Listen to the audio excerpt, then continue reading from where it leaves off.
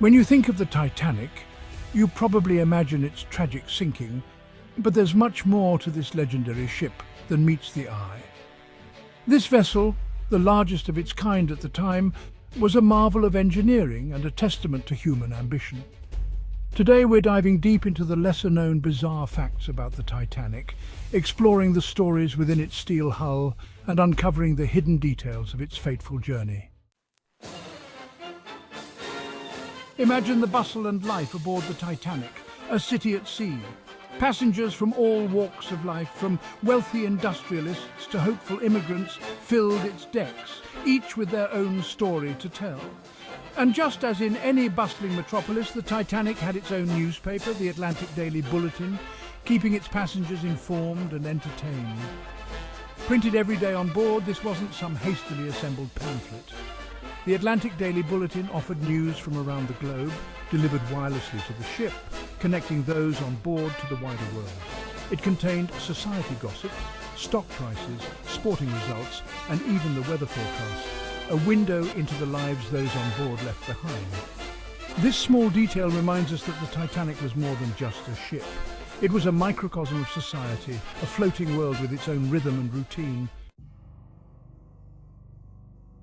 On the morning of April 14th, 1912, an eerie silence hung in the air, a stark contrast to the usual vibrancy of life aboard the Titanic.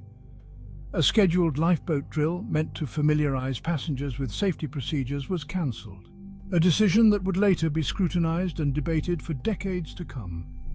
The exact reason for the cancellation remains unclear, lost to history, but some speculate that Captain Smith might have wished to avoid alarming the passengers on such a calm and seemingly uneventful day.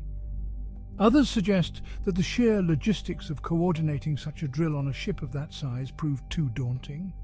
Had the drill taken place, perhaps passengers would have been more familiar with the lifeboat's locations and the evacuation procedures, potentially saving precious time in those chaotic final hours.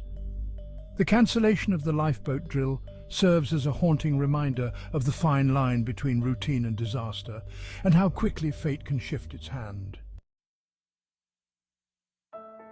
Deep within the belly of the Titanic, nestled amongst the cargo holds, lay a treasure trove of correspondence 3,000 mailbags, each one packed with letters, postcards and packages, all bound for distant shores.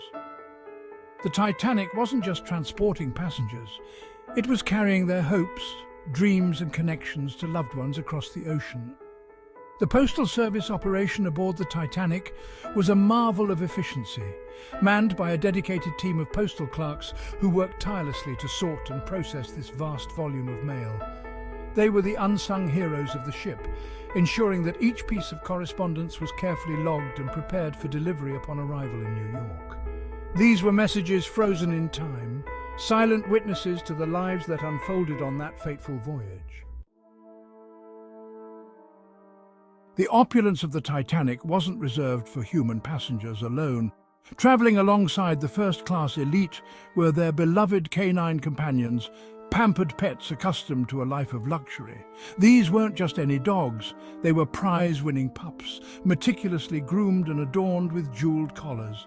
There were French bulldogs, chow-chows and even a millionaire's Airedale Terrier, each one a cherished member of their human families.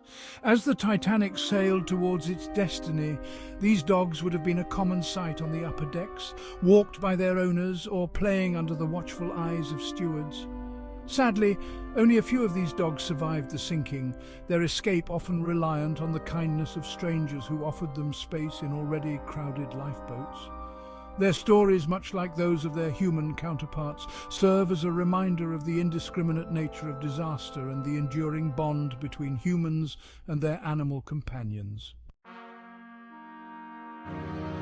As the sun began its final descent on April 14th, casting long shadows across the ship's deck, passengers in the first-class dining saloon were treated to a final extravagant meal.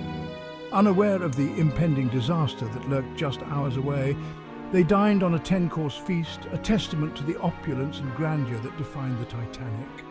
Oysters, salmon, roasted duckling and French ice cream graced the menu, each dish meticulously prepared by a team of world-class chefs.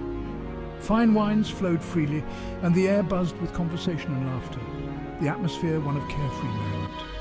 This final meal, a poignant symbol of the stark contrast between the luxury enjoyed by the elite and the impending tragedy, would be etched in the memories of those who survived. It serves as a stark reminder of how quickly life can change, how a moment of indulgence can be shattered by the cold hand of fate. 15 years before the Titanic embarked on its maiden voyage, a chillingly prescient novella titled The Wreck of the Titan was published, foretelling the ship's tragic fate with eerie accuracy. Written by Morgan Robertson, the story follows the journey of a fictional ocean liner named the Titan, the largest and most luxurious ship ever built, believed to be unsinkable. In a case of life imitating art, the Titan, just like its real-life counterpart, strikes an iceberg on a calm April night, leading to a catastrophic sinking with significant loss of life. The similarities between the fictional and real-life accounts are striking, from the ship's name and size to the time of year and cause of the disaster. Whether a case of uncanny premonition or simply a strange coincidence, the wreck of the Titan serves as a haunting reminder of the power of storytelling and the enduring fascination with the Titanic's tragic story. As the icy Atlantic waters slowly claimed the Titanic, a different kind of heroism unfolded on deck, one characterized not by physical strength, but by the unwavering spirit of the human soul.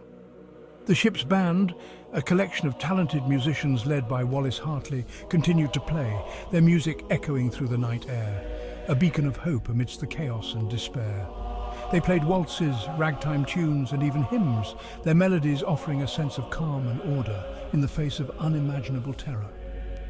Eyewitness accounts describe passengers gathering near the band, some singing along, others finding solace in the familiar strains of music.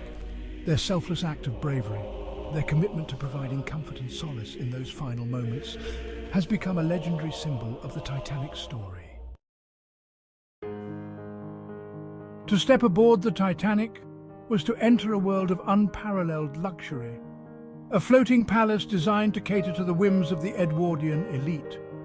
Among its many extravagant amenities was a heated swimming pool, a rarity for ships of that era, a testament to the Titanic's commitment to providing its first-class passengers with every conceivable comfort.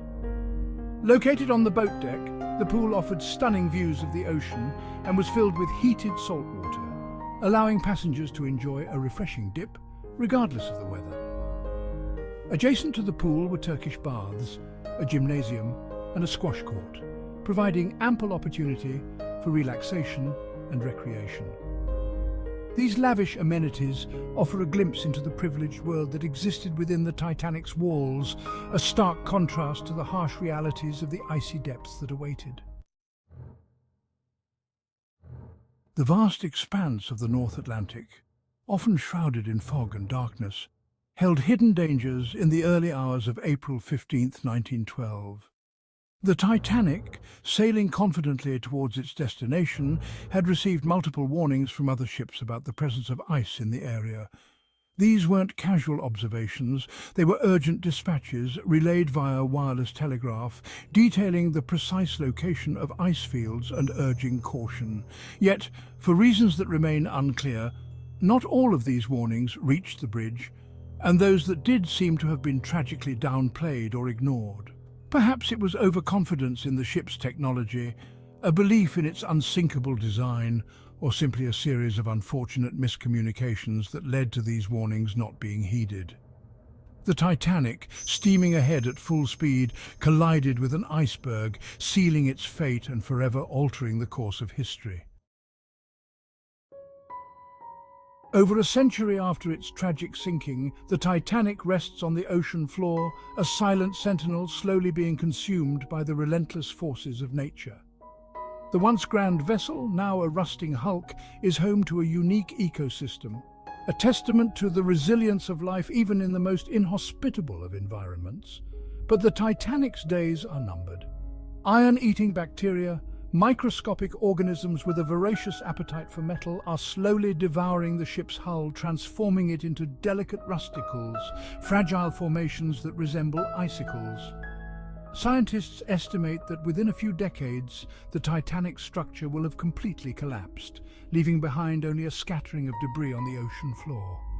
This slow and inevitable decay serves as a poignant reminder of the ephemeral nature of human creations, even those as seemingly indestructible as the Titanic. The Titanic's story is a profound reminder of human ambition and its limitations. It stands as a monument to human ingenuity, a testament to our desire to conquer the seas, yet it also serves as a cautionary tale about the perils of overconfidence and the unpredictable nature of the world around us.